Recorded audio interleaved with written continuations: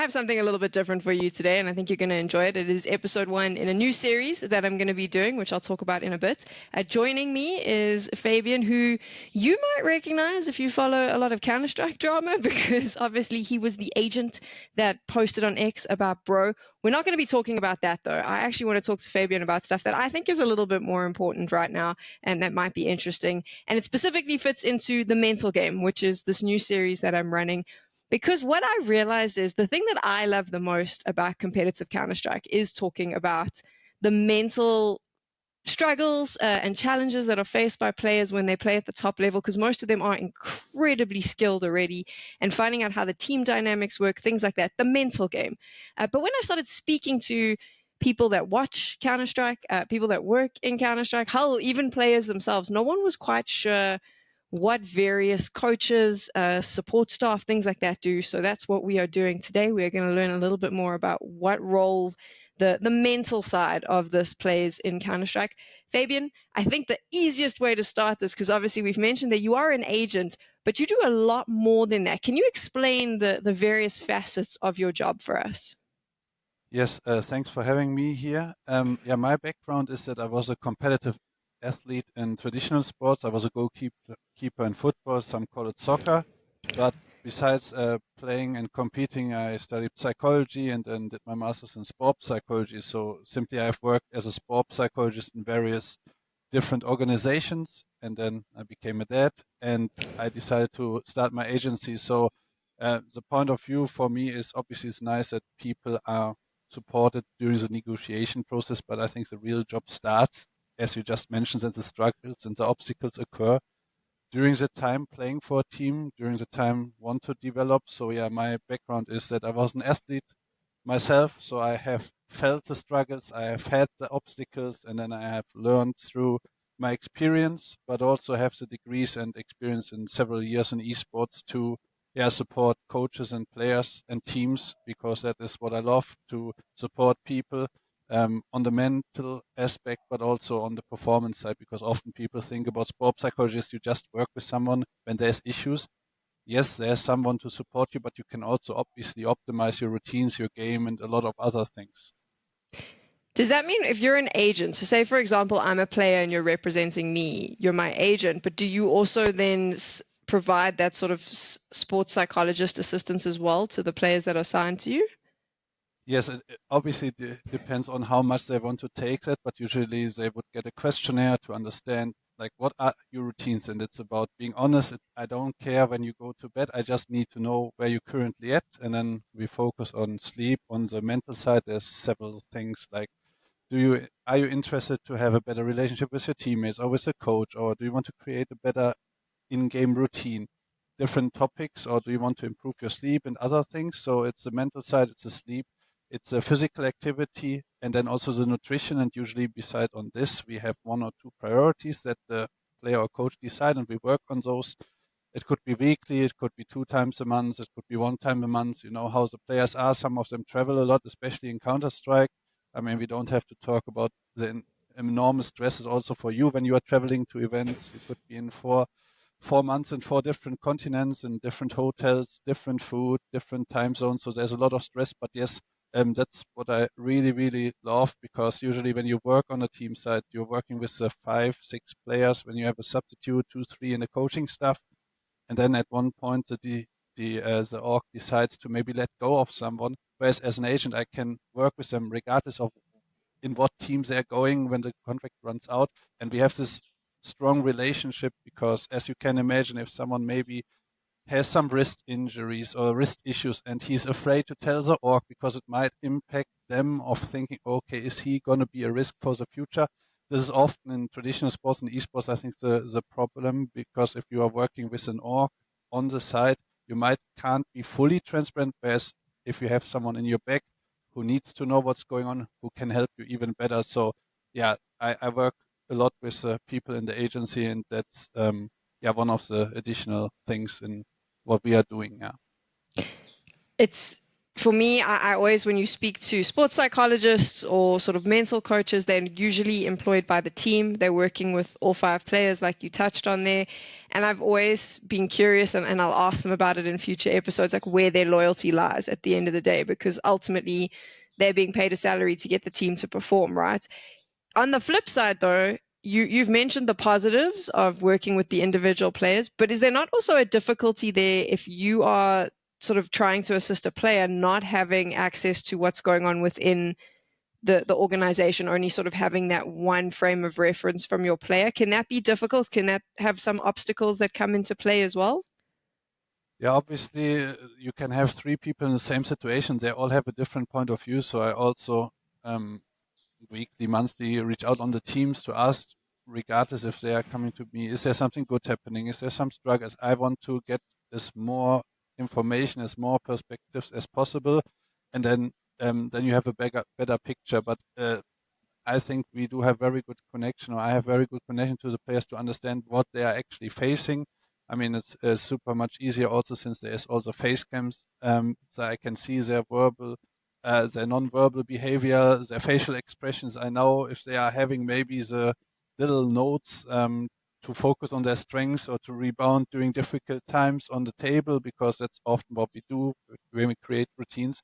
But yeah, and there's also the situation where they have an own sport psychologist, and then sometimes you have to reach out to them to make sure when they are working on one thing that you don't work on another thing, because it should be supportive and we should be on the same page here. And I could give feedback, but obviously the org and I have to be aligned there, because what you don't want is to contradict uh, and work on different things, because everything you tend to work on is because you want to get better, but everything you change is still stress. Even though it's a good thing, you change something, it's stress. So, and there's enough stress. It's all about stress management, in my point of view, professional esports and professional sports. So, yeah, I think it's very important to have a clear role clarification: who does what, who do we need to talk to, and then if I'm an external person for the org, when they have someone who is working on the performance side, that I'm aligned with them, obviously. Yeah. What made you? I'm going to rewind a little bit just to go back to your history. Obviously, playing professional sports, being in football. What made you move into esports or include esports into your arsenal? What was it that attracted you to that side? To be quite honest, I didn't even expect to be in esports. I was in America for 4 years. It didn't go that well then finding a club for myself. And then I was like thinking, what can I do? And then my buddy told me about there's a new sports psychology program in the German sports psychology, the German Sports University of Cologne, which is very close to where I live. So that was quite convenient. But in the meantime, I did an internship at Schalke Esports, Schalke 04 Esports, because one of my friends was the head of esports there.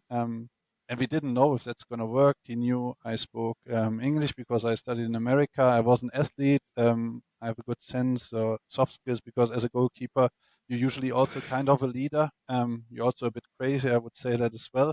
But you're someone who has understand this, and I have loved to play computer games, but very unskilled, just to hang out with friends. Um, but then we realized in the internship that this is very good. That I can actually really help them even more, because the structure is not there yet, because there's obviously a lot more youth academies and a lot more history in traditional sports, and they have obviously developed massively the last 15 years just itself, and how professional something can be. And then I got accepted to do my master's. And then after I accepted to do my master, after my last exam, I didn't even have written my thesis. I started as a sports psychologist in Schalke. And what I really could see is that they are so incredibly talented, and that's very uncommon to sports, that the players in esports or in the professional scene are so incredibly talented, but so little use their full potential. And that was for me the motivation to really start in esports, because for me, I believe the foundation, we have two things in sports psychology, which is the well-being psychology and the performance psychology. And you can't perform unless you are feeling good and there's a good and a supportive environment. And therefore, I really started always working on this foundation of trust, of real role role responsibilities, role clarification, and what are the values in the team, and then you can start working on the individual differences. Whereas I feel, and also in Counter-Strike, it's very difficult. They need to perform right away, but performance is so difficult to create and so easy to break. So yeah, so it's a little bit easier in League of Legends where I was working because it's a league system. It's a lot more stability, and it's not like we have to fly everywhere. But yeah, sorry, long story short, I didn't expect ever to be in esports. It was just a mutual contact, a friend I knew who wanted to ask me if I want to give it a go. And I was actually very surprised how much impact you can have with positivity, but also have to learn with a lot of resistance from players because they're usually not that used to work on the things. Why is a guy who's so much older who can't play the game tell me now? How can I get better? But that is a challenge I love to take, and with time, usually people sooner or later understand this guy is here to support you. He doesn't mean bad about you. You are not sick if you work with a sports psychologist. This is someone who actually really listens to you, cares about you, and want to make individual plans according to where you currently are with your strengths and weaknesses to support you in either way. How do you convince a player to trust in your process, especially like you said, you're a bit older than them, you haven't played the game competitively. I'm sure a lot of the resistance is you don't actually understand what I'm going through. What are the tools that you use to convince them? Yeah, I usually just ask a lot of questions in the beginning. What is your motivation? Why did you start playing the game? And usually it starts with passion or because of a sibling did that and they want to be better than the sibling. Um, and then I would say, okay, what are your goals? And usually when you talk about the motivation or how did they get there and then the goals, then you will say, okay, I understand what you're saying because I moved away 4 years from my family. There's a lot of sacrifices. How does it feel when you're then losing? So I try to get in a way emotional relationship, and it can take sometimes a few talks, sometimes some months. But the thing is to not get negative with them because obviously, as soon as they trust you, um, they follow what you're doing or they can anticipate what you mean. But sometimes, also based on prior experience, maybe in life, some of them are not so trustworthy, and it is also a difficult scene because you have very short contracts. You're very young. Some of them didn't even finish high school, so there's a lot of risk. And I try to make sure that I'm actually here to fully support you. I can't help you inside of the game. I can't play the game. That's correct. But what I'm very good at and still very good at is because I was also goalkeeper, is about understanding how you can improve your reaction time, but also how you stay focused for a relatively long amount of time. And often they also said, how can you be so much older and can still focus so much better, but can't play the game? So that's the thing where it's like, okay, how is a person older and is still waking up earlier, has more energy, and doesn't even need to perform? Maybe there is something to it that I would like to not have sleep issues, or I'm feeling very emotional because I didn't sleep well or I do an error.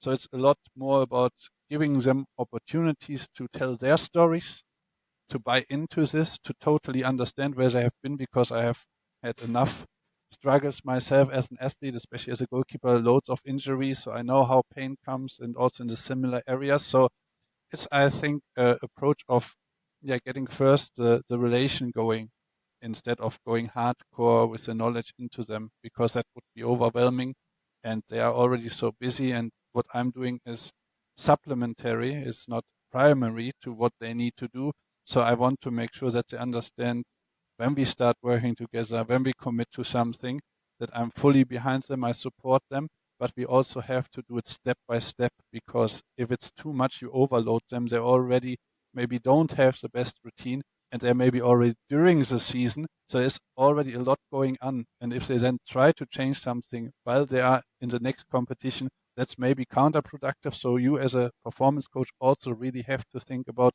when do you want to implement things that it's not um, yeah, destroying or fracturing their current routine. How do you balance both hats, performance coach and then agents? Because I presume sometimes there's a clash that comes in there.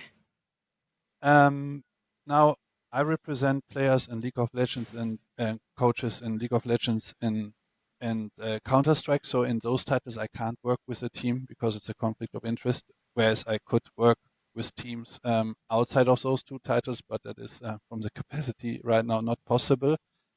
So therefore, there is not really the clash because the first part or one of the parts is the negotiation and all the financial side and support there. But the other side is obviously looking after them as a sports psychologist and as a friend, as a mentor to support them in short-term, long-term goal setting. What is the right environment to get into a team? Not always the most financial appealing one, but how do we have a low risk, high reward? You want to lose weight or you want to improve more in your overall holistic approach? Do we need to jump in a team that's always successful? If you not right away perform, you're going to be out and then it's difficult. Or do we maybe want to go because we know in 1-2 years time you're on a completely different level, go to an org where there's no external pressure, not a lot of let's say shit going on, a lot of external clash coming. So it really depends. So I think it fits quite well because me working with a lot of teams before and knowing a lot of GMs and other performance coaches, we have a very good picture of how a person could fit into a specific environment, which sometimes they do fit from the talent, but is it the right time, the right place? That could be sometimes questioned, yeah. Fascinating that you brought that up because I think player agents have a bit of a bad rep sometimes in Counter-Strike. There's the argument, that they're the hungry sharks just out for whatever payday they can get. I don't think that the players agree with that because we've seen instances, obviously there's one that we're not going to talk about, but where an agent was standing up sort of being vocal and defending his player, other players standing up explaining why agents are so important in these situations because you need someone in your corner. And you're now saying, well, sometimes it's not a matter of this is the best financial decision. You've got to think about what is the best fit for you holistically. And I'm really interested in you saying that because, again, like I said, I think sometimes there's a little bit of a bad reputation that comes into play. Do you think being involved in the mental performance side of that has helped you find that balance, or is that something that you think is actually more common in agents than we realize? I mean, first of all, I don't want to talk about other agencies because I'm too busy in what I'm doing. And what we are doing is we really focus on what the athlete and what the coach wants. And as soon as we understand that and we make a plan and think what's the best route to get to the top while improving as a human being, then that's what we're doing. And that can often also affect the salaries. And of course, no one has a problem to earn more money than less, but sometimes it's very short-sighted, and that is not of our interest because this agency is 3.5 years old. I love what I'm doing. I love the people who are in the agency. There's a lot of young individuals who are very talented and not even close to their potential. So I don't want to throw them, or they don't want to be thrown into an environment where they have to perform right away. Of course, they are able to play, but if they are going too quick to a big organization where the expectancies are to perform right away, then this is a clash or it could be potential risk. Now, it depends on the player and the coach. If they want to do it, I can give my recommendation, but they're gonna decide. But I think we have a very good relationship with most of those and finding usually very good solutions. But yeah, of course, depending also where you're coming from, also the age. If you're a bit older, maybe you tend to care a little bit more about the money because you might not think your career is that long anymore. So it really depends. But yeah, like our focus is always to finding a match that the environment is actually really good for the person, because one thing is nice, having the better base salary, and but actually if you're working so incredibly amount of hours and you don't like where you're at or you're too stressed all the time, that really has an impact on your health, and there's nothing more important than health and joy in life. And if you have this and you don't put too much external pressure or get external pressure, you're also having less weight to lift and have more freedom of growth. What is we're going to focus in on Counter-Strike now specifically because I know a lot of people watching that's where their hearts lies, where their passion is. What do you think is the biggest struggle that faces professional Counter-Strike players that maybe isn't spoken about enough? I think Counter-Strike is by far the most stressful esports in the world. And why? Because you are traveling constantly. You're basically never home. And even though when there is a player breaks, it's not really player breaks because either you have to focus on getting a new team or you have to support your org and giving feedback on new stuff, new players. So I think those people almost never rest.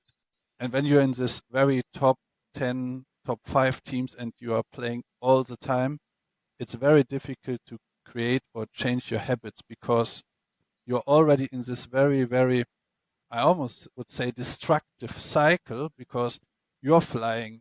You're flying so much.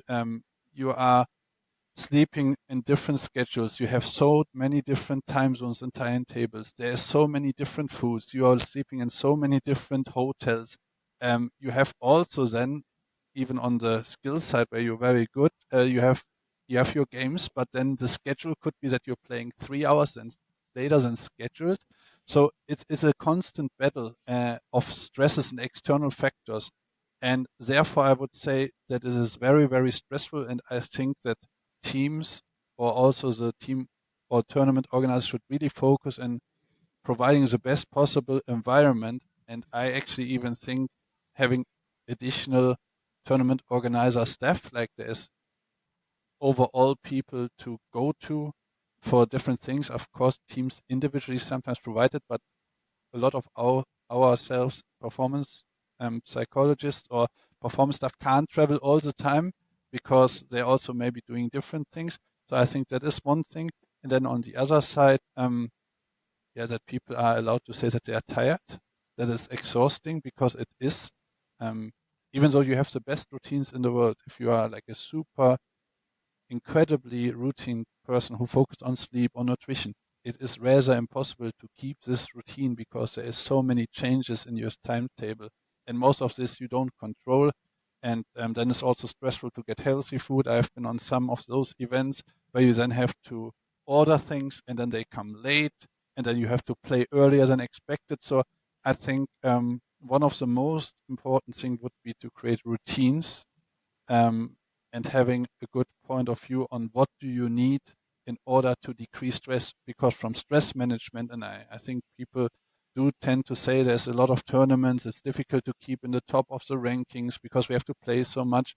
I do think there is a massive overload in intensity in Counter Strike. Do you think that the players themselves, especially because a lot of them are so young, are aware of the overload that they're putting on themselves? Do you think that they even notice it's happening, or does it reach a point of almost burnout before they go, oh, wait, this doesn't feel normal? Yeah, I think there's so much in the zone that they maybe are. As when you're in the zone and when you have constant stress, your cortisol is very high. But what happens then is usually is the fight or flight mode. So basically, adrenaline keeps pushing you.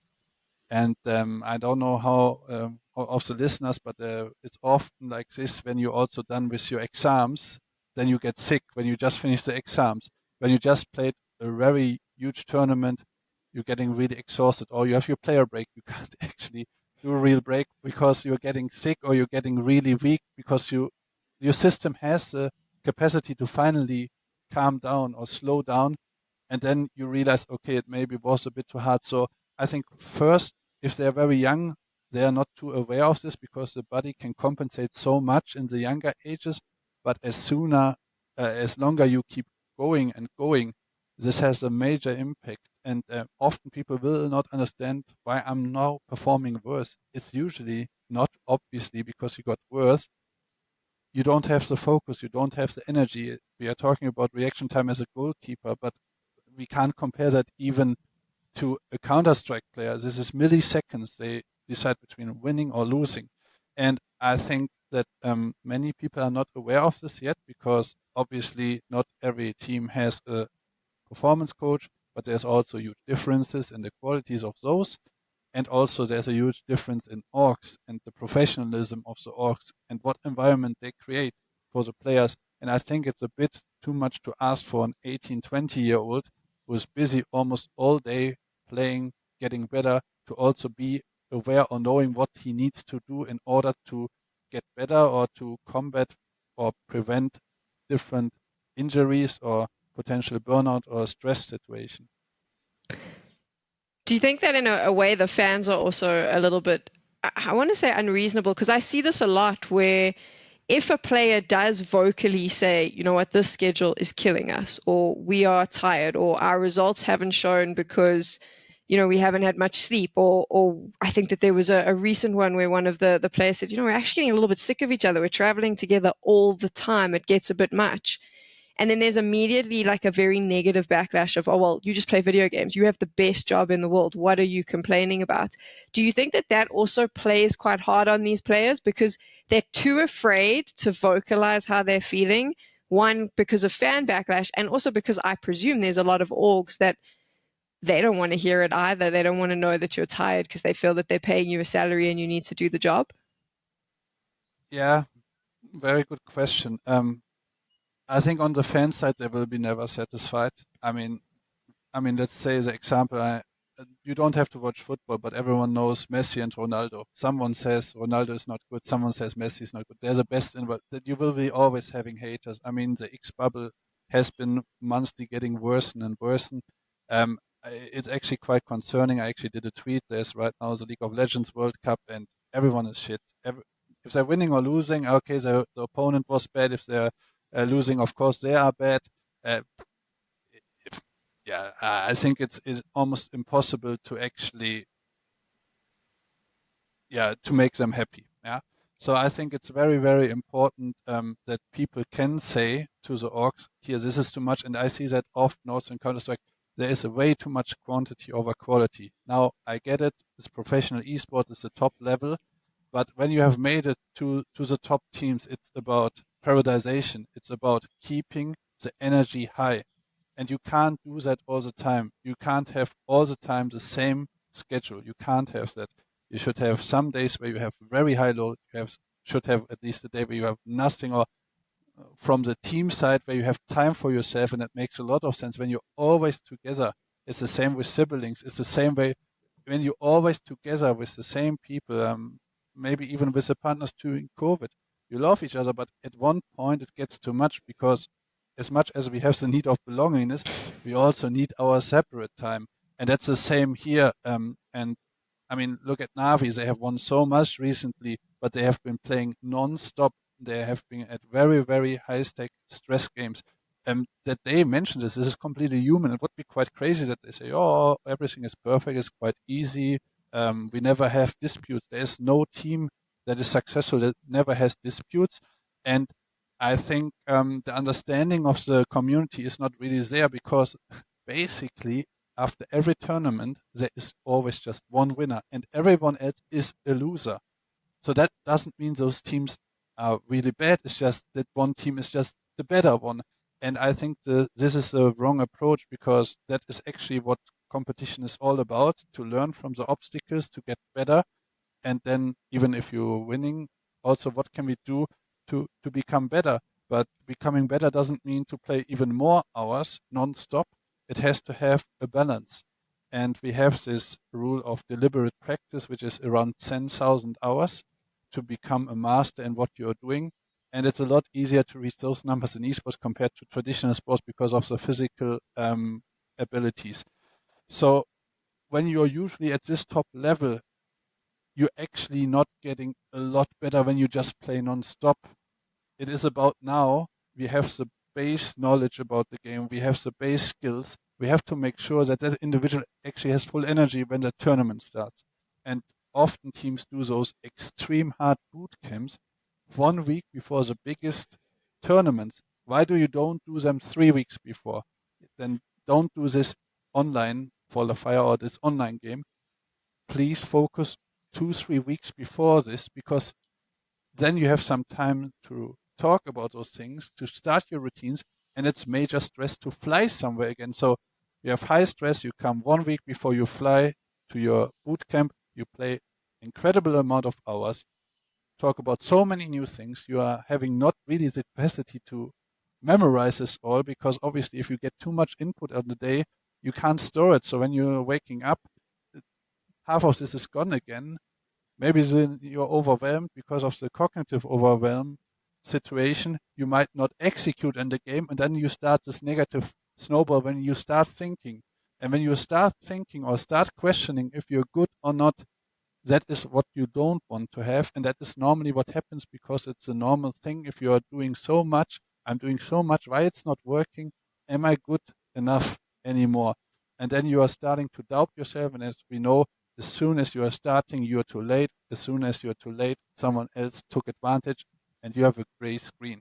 So, so that was a bit of a very long answer, but yeah, I think the understanding from the fans is not really there. They think it's a super easy job. It's not. It's a very draining job. It's a nice job, and they love what they're doing, but it's also very exhausting.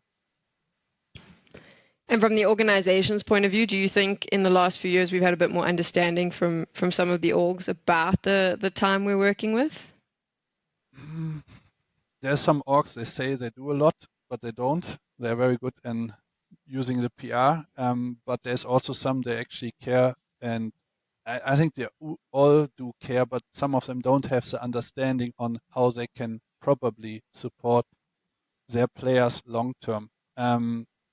And I think that is not, I don't want to phrase it always like negative, like problematic. It's like, I think there is a big learning opportunity, especially right now when the slots are gone, the partnership slots are gone, and now the teams have to perform. And how do you create a consistent performance? By having a foundation and a good structure, at least you can diminish the errors or the obstacles, because if you have more stuff, or don't have to be more stuff, but if you're focusing on a lot more things than just when you are playing, but also when you're not on the computer or when you're not in the team setting, and have individual goals and actually understand, okay, our guy has sleep issues. How can we support him getting better sleep? I think that would do a lot. I hope that we see more of that. And I do think that, like you said, this isn't a negative thing. I don't think organizations are massive monsters that are just trying to leech from their players. I think it's just not necessarily having the knowledge at hand, or maybe even the resources or the funds to make it happen. But there is a definite improvement. I've seen it, and I'm sure it will continue to happen. We spoke a lot about some of the problematic side of Counter-Strike, but I'm curious, having worked in traditional sport, working in League of Legends as well, what do you see in a lot of professional Counter-Strike players that you think other esports or other sports could learn from? The passion. Usually people are very, very complacent in football, especially. You can be in the third division in Germany and make your living out of this. You really have to be the top in Counter-Strike to make enough money that you, after your career, don't have to work anymore. The incredible talent, meaning that they are doing almost the opposite of being able to perform with their lifestyle and still perform tremendously over and over again. And I think that is really what stands out to me, and which makes me sometimes not understand how can this guy perform under this schedule he's living in. Now, of course, it's his routine, but how much better could you actually be if you just not have an insane schedule, but not this very horrible schedule? So that's for me um, the the biggest difference, that the unused potential is massive, and that is a chance. This is nothing negative. This should be a motivation. And I think that is with very, very many players, whereas in traditional sports, they are close to their limit and what they're already doing, whereas in esports, I feel like, and not all of them, but a majority of even the players in the top teams can still improve so much more on their lifestyle. And often people say, it doesn't care outside of the game. I mean, we are human and we need to perform. And if you fuel yourself with energy, and because of the energy, you have emotional control, which is completely needed to get in flow. And the flow state is where you basically call it in basketball, you have a hot hand, or the ring becomes a lot more bigger, it's easier to throw it in, that you're completely in the zone, that there's no emotional occurring. If you obviously can support yourself with this because of your lifestyle, because of the routines, being aware of your strengths, and focusing on them, being confident.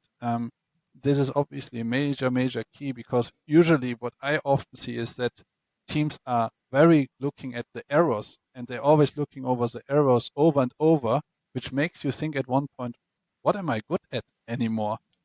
Whereas practice is there to get better, so you can look at your weaknesses. But as soon as you're in game state, it's about what am I good at? That is my strength. I'm just focusing on this. And I think this is also very interesting. Whereas we could ask anyone in traditional sports in the Champions League final, even on the bench. So the rosters are about 23, 27 players.